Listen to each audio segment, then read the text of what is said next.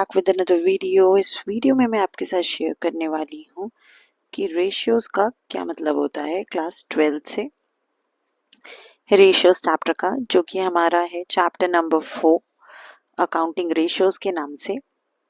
और ये आता है हमारे चैप्टर नंबर 4 रेशियोज आता है ये हमारा थर्ड बुक में वॉल्यूम 3 में।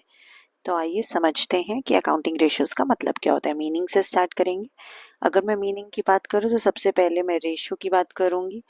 रेशियो जो है हम कभी भी मैथ्स में भी पढ़ चुके हैं, हमें बहुत अच्छे से पता है कि मैथ्स जो रेशियो होता है वो एक अरिथमेटिकल, आप कह सकते हैं एक अरिथमेटिकल एक्सप्रेशन है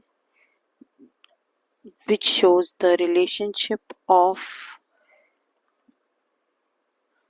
between two interdependent और रिलेटेड आइटम्स। इसका मतलब क्या है कि दो ऐसी आइटम्स जो कि एक दूसरे पे इंटरडिपेंडेंट है या फिर टू रिलेटेड आइटम्स हैं, उन दोनों रिलेटेड आइटम्स या टू इंटरडिपेंडेंट आइटम्स का एक जो अरिथमेटिक एक्सप्रेशन होता है, उस अरिथमेटिक एक्सप्रेशन को हम रेशो कहते हैं।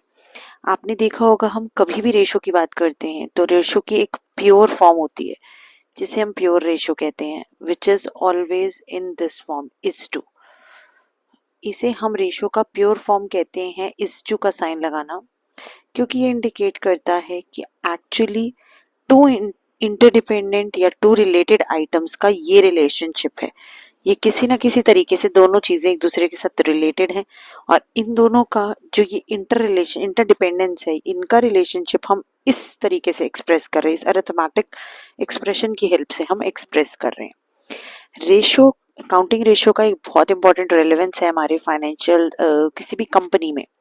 क्यों? क्योंकि अकाउंटिंग रेशियोज जो हैं ये किसी भी कंपनी के लिए एक फाइनेंशियल एनालिसिस टूल है, बहुत इंपॉर्टेंट टूल है जिसकी हेल्प से कंपनीज कंपेयर करती हैं, कंट्रास्ट करती हैं अपनी फाइनेंशियल स्टेटमेंट्स को प्रीवियस ईयर की विद द करंट ईयर। ये तो था अकाउंटिंग रेशियोज का बेसिक। नेक्स्ट वीडियो में आपसे मिलेंगे जिसमें आपको इसके आगे फर्दर बाइफिकेशंस बताएंगे। तब तक के लिए चैनल को सब्सक्राइब, लाइक, शेयर करना बिल्कुल मत